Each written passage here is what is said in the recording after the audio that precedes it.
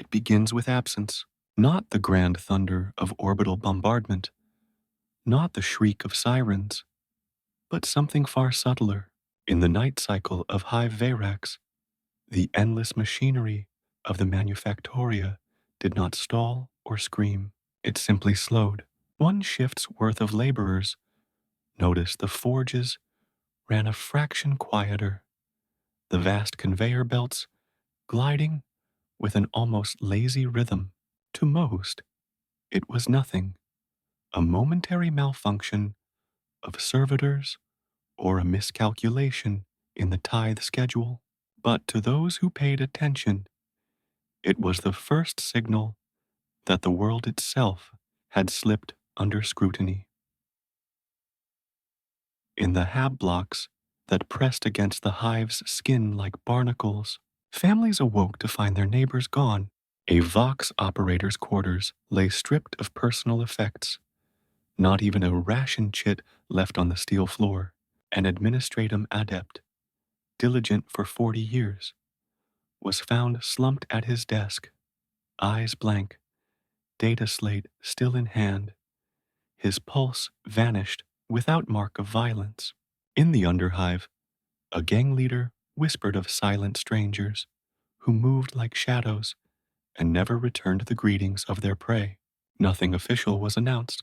The planetary governor issued no edict. Yet across the hive, a suffocating sense of surveillance settled like a fog. The Arbite's precincts noticed first. Their patrols reported inconsistencies in chain of command, sealed orders countermanding earlier instructions, new designations arriving without the customary marks of high authority. At first, these anomalies were treated as the administratum's usual incompetence, but the tone shifted when Vox traffic from entire precincts cut to static. No one dared question it openly, but the fear was immediate. Someone had moved inside their command structure, and that someone had the sanction to do so. For the common worker, life continued with the stubborn rhythm of necessity. The manufactoria demanded labor, and the ration lines demanded patience. But even here, whispers grew. Entire shifts vanished en route to duty, leaving machines idle. The masters of the forges issued punishments, floggings, decrees of laziness and sedition, but none of it restored the missing. To speak of it too loudly invited reprisal, and so the people whispered only in half-lit corridors, behind sealed blast doors, or in the hush of the sump levels. They spoke of the Inquisition. Some spat the word like a curse. Others invoked it like a prayer, hoping the unseen eyes belonged to protectors rather than executioners. The governor's palace blazed with light long into the false night, its stained glass windows casting fractured imperial aquilus across the stone courtyard. Those close enough to hear swore that arguments thundered within, noble voices raised in protest, only to be cut short by a silence heavier than any decree. Carriages of black steel, unmarked and escorted by Arbites whose eyes never met the crowds, departed nightly from the palace gates. They carried their passengers into the hive's depths, never to return. Records of those seized vanished almost instantly from administratum ledgers, as if whole lives had been excised from history. And then there were the symbols. One morning, a scribe reported to find the Aquila above the Hall of Judgment, freshly repainted in blood, not spattered or carelessly scrawled, but meticulously, each feather marked with exacting strokes, as if some ritual had been enacted. The Arbits sealed the plaza, but citizens already spoke of it as proof. The Inquisition was here. Proof did not matter. Perception was enough. From that moment, the atmosphere within the hive shifted from unease to dread. Parents began locking their children in sealed rooms during the work cycles, whispering prayers to the emperor with raw throats. Soldiers of the local PDF sharpened their bayonets not against an external enemy, but in trembling readiness for orders they feared were coming. And across Hive Verax, a question spread faster than flame. Who had been marked? For in the Imperium, survival is not only a matter of obedience, it is a matter of being overlooked. The first real sign came not as proclamation, but as absence of sound. Entire Vox channels, once filled with the static chatter of thousands, fell quiet, not jammed, not disrupted, simply gone. The silence radiated outward like a growing tide, swallowing precinct after precinct, manufactoria after manufactoria. Citizens who tried to tune their receivers heard nothing but the faint thrum of emptiness, as though the very air had been stripped of the voice. To those who had seen such patterns before, the meaning was unmistakable. This was the quiet before the blade descended. And then came the midnight knock. It was said to echo, not through wood or steel, but through the very bones of those who heard it. Doors opened to find no one waiting, yet families vanished all the same. Some claimed the Arbits stood there, helmets glinting, demanding entry in the Emperor's name. Others whispered of black-robed figures with blank masks, who carried no weapons yet filled the air with suffocating command. However the stories differed, the result was always the same. Where the knock sounded, silence followed. Apartments stood empty, workshops lay abandoned. Even names were gone from records by the following morning, as though the vanished had never existed at all. Those who claimed to survive the knock rarely spoke of it, and when they did, their words carried the cracked edge of those who had stared too closely at the abyss. A hab worker named Corin was said to have stumbled back into the sump levels 3 days after his entire dwelling had been emptied. His eyes were glassy, his tongue half burnt by some unknown mark, and the only phrase he repeated was that the walls themselves had opened to swallow his kin. When pressed, he screamed until his lungs bled, then perished before the hour was done. To the superstitious, this was proof of demonic intervention. To the more rational, it was evidence of psychic scourging. To those who knew the patterns of inquisitorial work, it was simply the silence doing its work upon the mind. Fear changes the shape of a city. Hive Verax, once a constant roar of machinery and shouting, began to fold inward upon itself. Streets emptied earlier each cycle. Vox chatter dwindled to curt affirmations, and even the underhive gangs, usually untouchable in their defiance, found their bravado curdling into unease. The Red Knives, a brutal syndicate of smugglers who trafficked in stolen promethium, were wiped out overnight. No battle, no burning turf wars, just silence, their dens abandoned, their painted sigils scrubbed from the ferrocrete walls. It was said their leader was found nailed upright to the door of his own bunker, his throat sealed shut by melted ceramite. The Arbites made no announcement. The governor issued no decree. Everyone understood without words. The paranoia that followed was worse than any open purge. Neighbors ceased greeting each other in the ration lines, for to speak was to risk being overheard. Eyes lingered too long on a data slate or a half-burned candle, and suspicion bloomed like a wound. Citizens turned upon one another in whispers, reporting rivals, co-workers, even blood-kin to the local enforcers, desperate to prove loyalty before accusation could find them first. The Arbites processed these denunciations with mechanical indifference, But it mattered little whether truth or falsehood fueled them. To be named was to vanish. To be remembered was to be erased. In the command spires, the governor's household staff began to thin as well. Entire wings of the palace grew dark as servants disappeared, their quarters sealed under new sigils, unfamiliar even to the planetary elite. The governor himself was said to have aged a decade in a week, his once proud posture reduced to hunched muttering, his signet ring worn smooth from constant twisting upon his finger. Yet he still signed the requisition orders, still broadcast the mandated liturgies of loyalty, still played his role as if it mattered.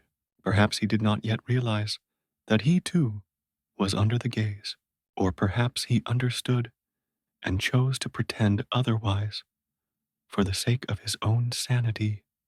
Whispers trickled down that a figure of authority beyond comprehension had already landed upon the planet. Not a general, not a cardinal, but something far colder, an inquisitor. No one knew their name, nor their face. Some swore they wore crimson robes and spoke with vox-distorted voices that rattled the marrow. Others described a towering warrior in black carapace, faceless and silent. Still others insisted the inquisitor never walked openly at all, but spoke through agents and masks, each encounter a fragment of a greater will that could never be seen in full. Whether these were separate inquisitors or one and the same mattered little. The name itself was enough. An inquisitor had come, and therefore the planet's fate hung by a thread finer than a human hair. The knock grew bolder. At first, it had come only to the lowborn and the forgotten, but soon it fell upon the homes of ranking officers, noble scions, even Arbites judges themselves. The effect was devastating. The structures of authority, once unshakable, began to tremble. Orders from the governor's palace contradicted those of the Arbites. PDF commanders refused to deploy patrols without triple confirmation. Entire shifts of manufactoria workers stayed home in fear, for their overseers had disappeared the night before. The hive began to suffocate, not from violence, but from absence. It was as if the foundations of reality were being quietly dismantled while its people stood helplessly within. And yet, no one dared rebel. How could they? To rise against what could not be seen was madness. To speak openly was to vanish. The silence became the true ruler of Hive Verax, a silence more commanding than the governor, more feared than the Arbites, more inexorable than the tithe. And within that silence, the citizens of the hive felt their own lives shrinking, narrowing, until survival meant only one thing: not being noticed. On the 14th night, the knock came to the governor's palace itself. The guards at the gate claimed to have heard it echo across the entire courtyard, though no hand touched the brass-bound doors. The governor did not emerge the following day, nor the day after. His seal appeared on orders, his signature on decrees, but his face was never seen again. Some claimed he had been replaced by a simulacrum, others that he remained within his chambers under inquisitorial judgment. The truth was irrelevant. What mattered was that the people understood. No rank, no wealth, no title could shield one from the silence. The days after the governor's disappearance felt unreal, as though Hive Verax itself had slipped into a dream from which it could not wake. The routines of the Imperium still ground forward. Factories still belched smoke. Arbites still marched their patrols. Tithe quotas were still read aloud from voxcasters mounted high on the walls. But all of it seemed hollow, a performance enacted for no audience. The true authority now lay in the shadows, and every man and woman knew it. The midnight knock no longer came only at random. Patterns emerged, or at least the illusion of them. Hab blocks with unusual prayer schedules were emptied first. A district known for its trade with itinerant void merchants collapsed into silence overnight when a popular preacher in the mid-hive warned his flock that the emperor's light was being tested. The chapel stood abandoned by morning, the incense still burning in its braziers. Citizens began scouring their own lives for signs of guilt that might draw the Inquisition's attention, erasing anything that might be construed as heretical, suspicious, or even unusual. Shelves of contraband novels were burned in furnaces, family shrines stripped bare of heirlooms whose origins could not be verified, and every conversation ended with a desperate benediction to the emperor. But the more they purged themselves, the more their fear deepened, because no one knew what the Inquisition sought. It was not like the threats people were accustomed to: an orc infestation, a Tyranid incursion, or a secessionist revolt. Those enemies could be seen, named, fought. This enemy was invisible. Some whispered of genestealers, hidden in the populace, others of demonic possession, seated in the manufactoria's endless workers. A few dared to mutter of treachery among the governor's council, though such words were carried only on trembling lips in darkened corners.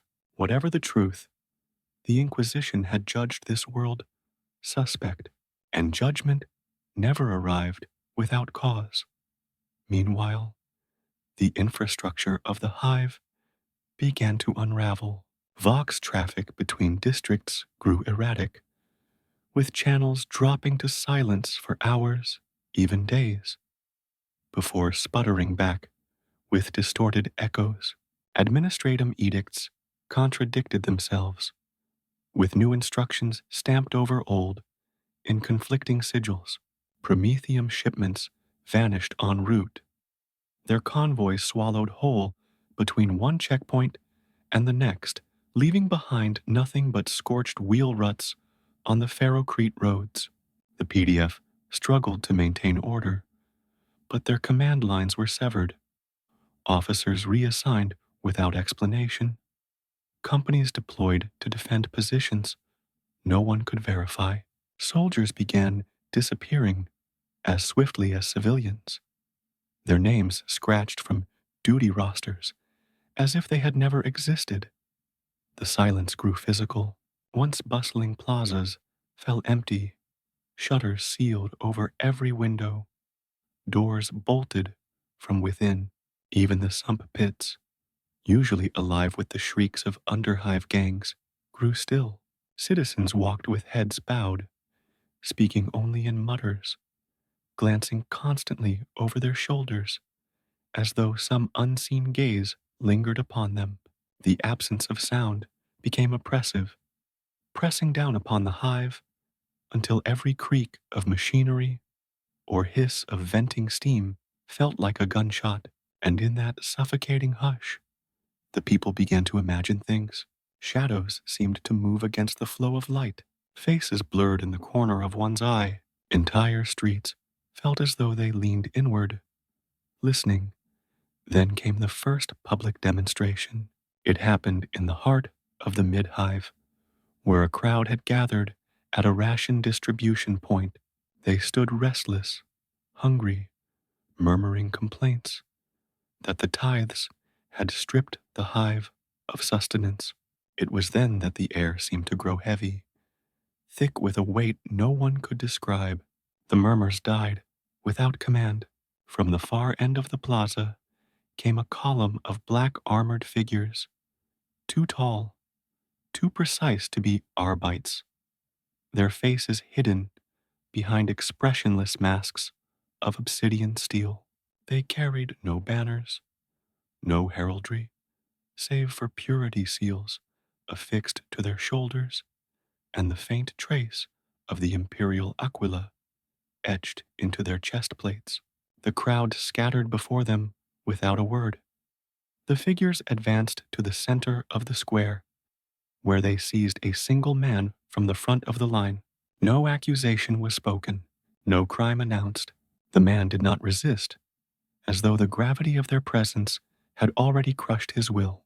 They dragged him to the center, pinned him with inhuman strength, and from one of their ranks emerged a slender device, some manner of rod wrapped in parchment, its tip glowing faintly with red sigils.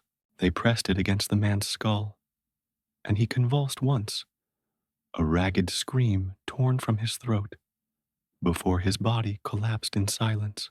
When the masked figures withdrew, the corpse had no face, not burned, not torn, simply gone, as though erased from existence. The plaza emptied within moments. No orders were given, none were needed. The message was clear. The Inquisition was not merely present, it was watching, and it was acting.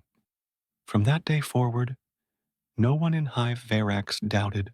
The silence was not mere chance or fear. It was deliberate. It was the herald of something greater, something vast enough to erase not just individuals, but perhaps the entire world. The days bled into one another, indistinguishable, save for the tightening of the noose. Hive Verax continued to breathe, but each inhalation felt shallower, as though the city itself suffocated under the unseen hand pressing down upon it. Entire hab blocks fell silent, their lights extinguished, their corridors emptied, their vox channels erased from the network. At first, the citizens avoided such places as though they were plague-ridden, but soon the borders between the living and the vanished grew indistinct. Streets that bustled with markets one week stood vacant the next. The hive had become a labyrinth of absences. It was not merely the people who disappeared. Records vanished too. Scribes found their archives scrubbed of names they had written only days before. Entire sections of data vaults replaced with blank entries, as though the parchment itself had recoiled from memory. Administratum adepts muttered of corruption in the cogitators, but the Mechanicus priests insisted their machines were pure. Some whispered of scrap code, others of demonic interference, but in hushed tones, another explanation rose. The Inquisition had judged remembrance itself to be dangerous. That idea spread like rot, for what greater terror is there than not only to die, but to be erased? Citizens began keeping secret ledgers, scratching names onto scraps of parchment, and hiding them beneath floorboards, desperate to preserve some fragment of their existence. Yet even these makeshift memorials were found and destroyed, the scraps torn, the ink dissolved, the very act of remembering punished. It was as though the world itself was being prepared for silence, its history unwritten step by step. The hive's institutions faltered beneath the strain. The Arbites, once the iron fist of law, fractured into suspicion and paralysis. Some precincts sealed themselves off, refusing outside orders, barricading their gates in futile defiance.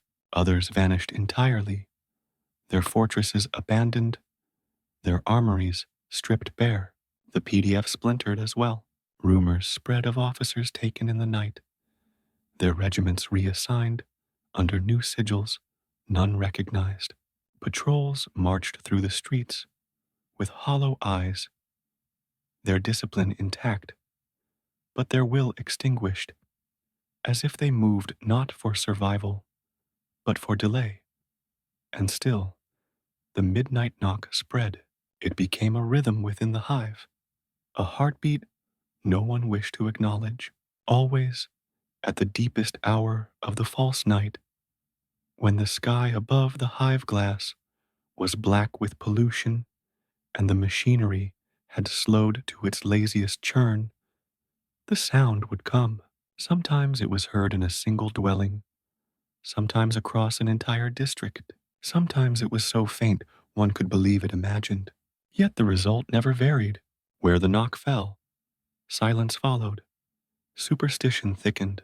Some claimed the knock was not delivered by hand at all, but by the hive itself. They spoke of walls trembling, floors vibrating, steel doors flexing as though struck by some colossal unseen fist. Others said the sound came from within, a pounding in the chest that announced one's own doom.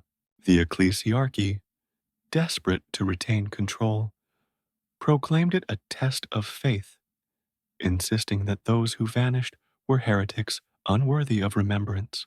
But even their sermons quavered with fear, for no confessor, no canoness, no bishop was spared from suspicion. The Inquisition made no distinction between priest or pauper. Beneath the surface of this terror, a darker question grew. Why here? Why Veyrax? The hive had fulfilled its tithe quotas for decades. It had produced soldiers for the Astra Militarum, weapons for distant crusades, foodstuffs for neighboring systems.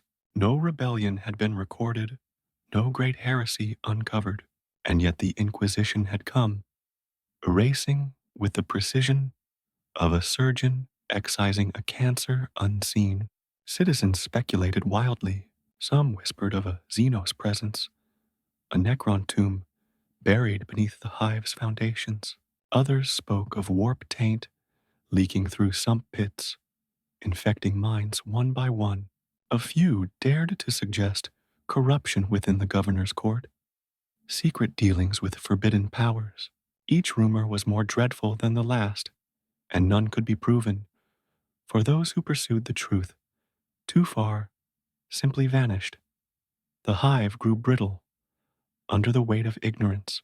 In the manufactoria, workers operated their machines in silence, eyes fixed on the floor, hands trembling, as though each turn of the gear might mark their end. In the markets, barter ceased, goods exchanged wordlessly, every glance a risk. In the spires above, the nobles locked themselves behind armored gates, praying their wealth might shield them even as their numbers dwindled. And in the underhive, whispers grew of rebellion, not against the governor, nor the Arbites, but against the silence itself. Desperate gangs scrawled defiant slogans across ferrocrete walls, crude pleas for remembrance. Yet each morning, the slogans were gone, the walls scrubbed clean, as though no hand had ever touched them. And so, Hive Veyrax lingered on the edge of annihilation, its people waiting for a judgment they could neither forestall nor comprehend. They knew only this: the Inquisition had marked their world, and when that shadow fell, survival was not measured in years or months, but in nights unbroken by the knock.